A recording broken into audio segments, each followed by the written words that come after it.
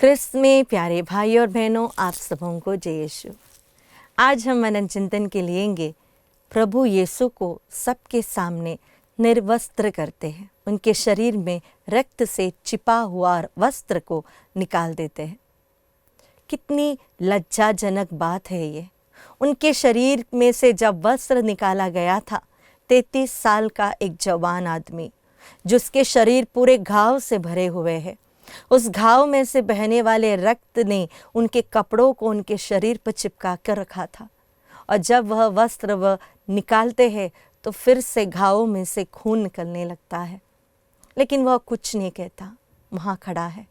प्रभु की मानसिक अवस्था को हम देखें। यह वही यीशु है जिन्होंने सभी के आंखों में से आंसुओं को पोंछ डाले थे, जिन्होंने लोगों के जीवन में खुशियाँ बांटी थी।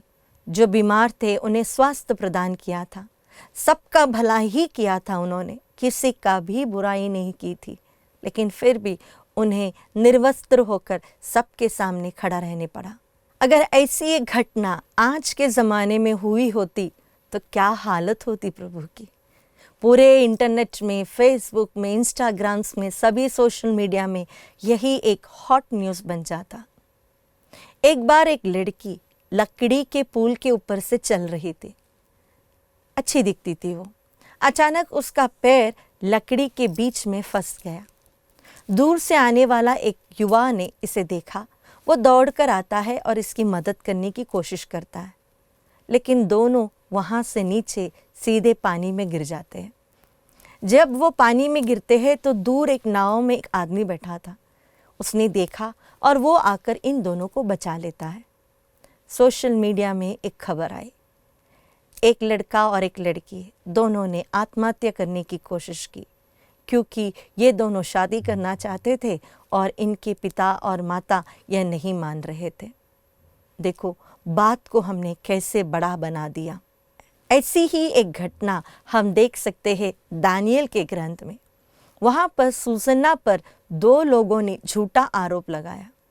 इतना पावरफुल उनका आर्ग्यूमेंट था कि लोग सुसन्ना को पत्थर मार कर मार डालना चाहते थे और ले भी जा रहे थे। तभी ईश्वर की आत्मा दानियल नामक एक छोटे से बालक के मन में आता है और वह कहता है, इन दोनों ने झूठ कहा है। तब वह उन दोनों से कहता है, तुमने जो झूठी गवाही दी उसके कारण तुम एक निर्दोष को जो पनिशमेंट देने जा रहे थे वो तुम पर आ बसेगा।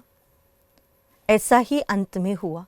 प्यारे भाई और बहनों, जब हम हमारे समाज में, हमारे परिवार में, हमारे दोस्तों के बीच किसी पर एक झूठा ऐसा एक आरोप लगाते हैं, उनका कैरेक्टर का असैसिनेशन करवाते हैं, उनके बारे में इतनी झूठी गंदी बातें बोलते हैं, तो हमें भी याद रखना है सुसन्ना की कहानी के समान वह शिक्षा हम पर ही आकर बसेगी। कई बार ईर्ष्या के कारण, नफरत के कारण, गुस्सा के कारण, परिवार में लड़ाई है इसके कारण, पड़ोस में लड़ाई है इसके कारण हम दूसरों के बारे में इतना बुरी बातें फैला देते हैं कि वह इंसान प्रभु यीशु के समान निर्वस्त्र होकर सबके सामने खड़ा रहना पड़ता है। याद रहे कि उन पर जो शिक्षा हुई उन दोनों न्यायकर्ताओं पर, वही हम पर भी आएगा। इसीलिए अपने वचनों के द्वारा, अपने कर्मों के द्वारा हम कभी भी किसी की निंदा ना करें, किसी के बारे में झूठी बातें ना फैलाएं। दूसरी बात इसके ऊपर मैं कहना चाहूँगी, प्रभु के शरीर में से एक पवित्रता झलकती थी। वह पवित्र थे, उनमें कोई पाप का अंश नहीं था।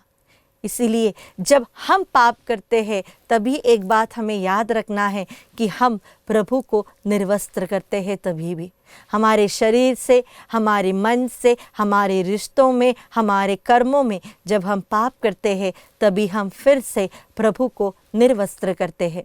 आइए आज हम कोशिश करें हमारे जीवन को पवित्र रखने के लिए और दूसरों की पवित्रता पर उंगली ना उठाने के लिए, ताकि हम सब ईश्वर के संतान बने और ईश्वर के प्रेम से भर जाए।